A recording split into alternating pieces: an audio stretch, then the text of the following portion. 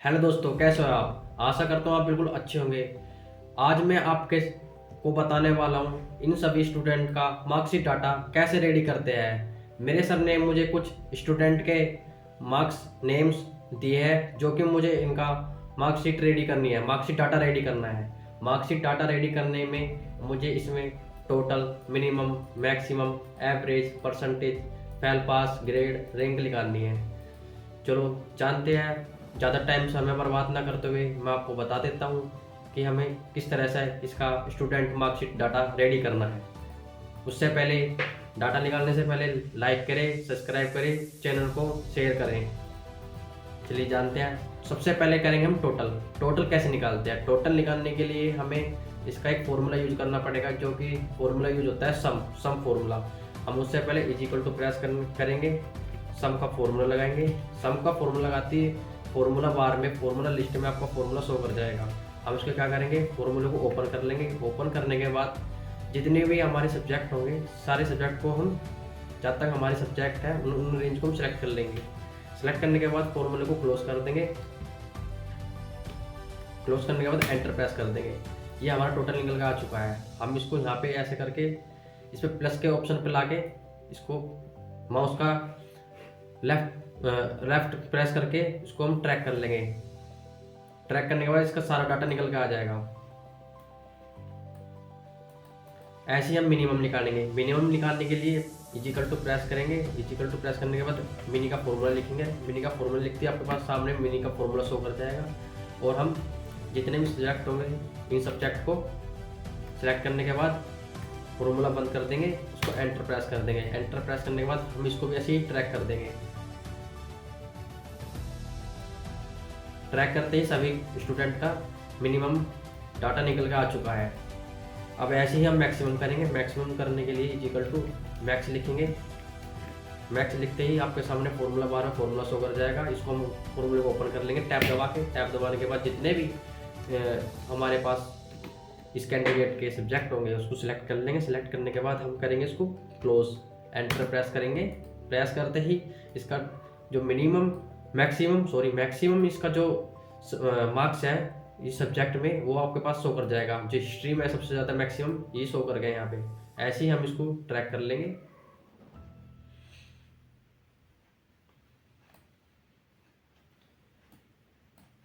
अब बारी आती है एवरेज की। एवरेज कैसे निकालते हैं। अब एवरेज इसमें निकालेंगे।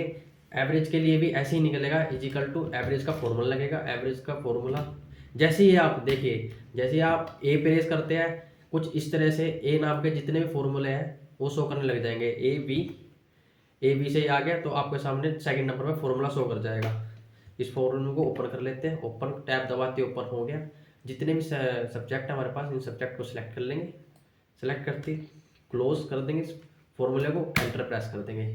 इसको भी हम ऐसे ही ट्रैक कर लेंगे।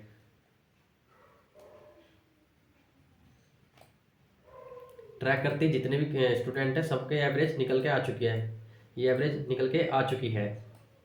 ऐसे ही हम परसेंटेज निकालेंगे। परसेंटेज निकालने के लिए हमें एक दूसरे तरीके से फॉर्मूला यूज करना पड़ता है। जैसे इक्वल टू जितने इसके टोटल मार्क्स हैं, टोटल मार्क्स को हम सिलेक्ट कर लेंगे। सिलेक्ट करने के बाद हम करेंगे इसे 100 से मल्टीप्लिकेशन डिवाइडेड बाई 700। अब मैंने 700 क्यों लिया, क्योंकि जितने भी इसके मार्क्स हैं, जैसे वन सब्जेक्ट 100 मार्क्स का होता है, तो इस हिसाब से इसके पास 7 सब्जेक्ट है तो 700 मार्क्स के हुए।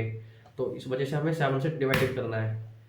एक बार मैं आपको फिर से बता देता हूँ। इक्वल टू टोटल सेलेक्ट करा, मल्टीप्लिकेशन बाई 100 डिवाइडेड बाई 700। ये लो, जैसे इसका टोटल परसेंटेज निकल के आ गई है। अब इसको भी हम ऐसे ही ट्रैक कर देते हैं। अब आती है फेल पास की। अब फेल पास का फॉर्मूला लगाने के लिए सबसे पहले हम क्या करेंगे, हम करेंगे इसमें इफ का फॉर्मूला यूज। इफ का फॉर्मूला यूज करने के लिए इक्वल टू प्रेस करेंगे, इफ दबाएंगे। इफ लिखने के बाद आपके पास फॉर्मूले बार में इफ का फॉर्मूला शो कर जाएगा। इसको फॉर्मूले को ओपन कर लेंगे। ओपन करने के बाद हमें सेलेक्ट करना है कि जैसे एवरेज से जिस जिस भी कैंडिडेट की हम करेंगे ग्रेटर देन, जिस भी कैंडिडेट की अगर 45 से 45 एवरेज से ज़्यादा नंबर आते हैं तो इसको पास कर दिया जाए। उससे कम के आते हैं तो कंपार्टमेंट आ जाए, उससे उससे भी कम आते तो उसको फेल कर दिया जाए। ठीक है, तो हम क्या करेंगे, ग्रेटर देन लगाने के बाद, ग्रेटर देन का मतलब होता है उससे ज़्यादा, तो 45 कोमा डबल इन्वर्टेड कोमा, वो बंदा पास है, डबल इन्वर्टेड कोमा को उसको क्लोज कर देंगे। फिर से हम दोबारा से फॉर्मूला यूज करेंगे, कोमा लगाने के बाद फिर से इफ लिखेंगे, इफ दबाने के बाद फिर से एवरेज को सिलेक्ट करेंगे, टैब दबा के सिलेक्ट करा, फिर करेंगे ग्रेटर देन, जो हमारे पास हमने पहले कितना लगाया 45, अब हम लगाएंगे 35, जो 35 से ऊपर होंगे वे बंदे हो जाएंगे कंपार्टमेंट के, comma double inverted comma compartment, और जो इससे भी कम के बंदे होंगे वो हो जाएंगे फेल। इसको हम फेल को हम ऐसे ही लिख लेंगे, कोमा लगा के डबल इन्वर्टेड कोमा, फिर डबल इन्वर्टेड कोमा, फिर ब्रैकेट क्लोज। जब तक ये ब्लैक कलर का ब्रैकेट नहीं आता ना, जब तक हमें 2-3 बार, जितनी बार हमने फॉर्मूला लगाया उतनी बार हमें क्लोज करना है ये फॉर्मूला। इसको हम एंटर प्रेस कर देंगे। अब देखिए कंपार्टमेंट आ गई, अब इसको भी हम ऐसे ही ट्रैक कर देंगे।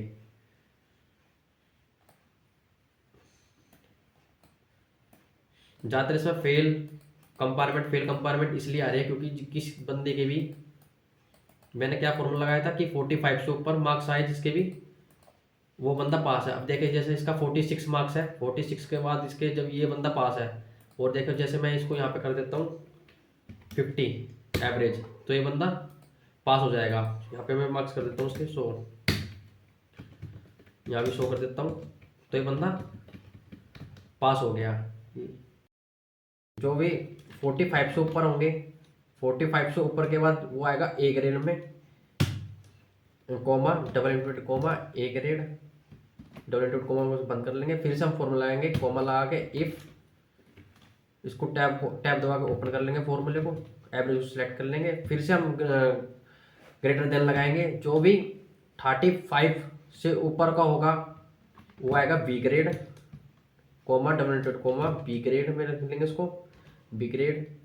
अन्यथा जो भी इससे नीचे का होगा, 35 से नीचे का होगा, वो आ जाएगा सी ग्रेड में। तो हम इसके लिए कोमा दबाएंगे, डबल इन्वर्टेड कोमा के अंदर सी लिख लेंगे, सी लिखने के बाद डबल इन्वर्टेड कोमा को बंद कर लेंगे और इसको फॉर्मूला को क्लोज कर देंगे। क्लोज करते ही मैं इसको ट्रैक कर देता हूँ। देखिएगा जैसे ही मैंने फॉर्मूला को ट्रैक करा, सभी का डाटा निकल कर आ चुका है। अब इनके दो बच्चों के ए आ रहे हैं, ए किस लिए आ रहे हैं क्योंकि ये पास है, ये 45 से ऊपर है, 45.1 है, इसलिए वजह से इसका ए आ रहा है। इसके 50 है इसलिए इसका ए आ रहा है। ठीक है, और बाकी इसके 35 38 है तो इस वजह से बी आ रहा है, और बाकी इसके 35 से कम है इसलिए इसका सी आ रहा है। ठीक है, ऐसे ही हम रैंक निकालेंगे। रैंक निकालने के लिए हम इफ का प्रयोग करेंगे, इफ इसको ब्रैकेट को ओपन कर लेंगे, ओपन करने के बाद एवरेज पे सिलेक्ट करेंगे। अब इस पर भी ग्रेटर लगा के कोमा करेंगे, डबल इन्वर्टेड कोमा, सॉरी इसमें भी 45, आप कितने भी ले सकते हो, 45 से के ऊपर से भी ले सकते हो। मैंने अपनी साइड से 45 ही चॉइस करा क्योंकि जो मेरे स्टूडेंट के मार्क्स हैं वो कम ही आ रहे हैं। ठीक है, तो comma double inverted comma rank 1 लिख लेंगे, रैंक 1। ठीक है, डबल इन्वर्टेड कोमा में इसमें बंद कर देंगे, फिर से कोमा लगाएंगे, ब्रैकेट फिर से ओपन करेंगे, इसको फॉर्मूले को टैब दबाएंगे, ओपन कर लिया। अब इसको भी हम ग्रेटर देन लगा के 35 से जो ऊपर होगा वो आ जाएगा रैंक बी में या रैंक 2 में। ठीक है, तो हम इसको डबल इन्वर्टेड कोमा के अंदर क्लोज कर लेंगे, फिर से लगाएंगे हम, जो 35 से नीचे होगा वो रैंक सी 3 में चला जाएगा या फिर सी में आ जाएगा। ठीक है, इसको double inverted comma R A N K rank 3 में। ठीक है, डबल इन्वर्टेड कोमा में बंद कर लेंगे, इसको क्लोज कर देंगे। इसको 1 मिनट रुकिएगा, 3, इस फॉर्मूले को बंद कर देंगे।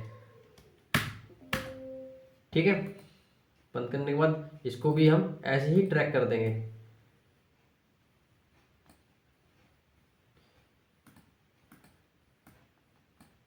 ये आपके सामने निकल के आ गया डाटा। ऐसे ही हम सभी का डाटा निकाल सकते हैं। आशा करता हूँ आपको मेरी वीडियो अच्छी लगी होगी।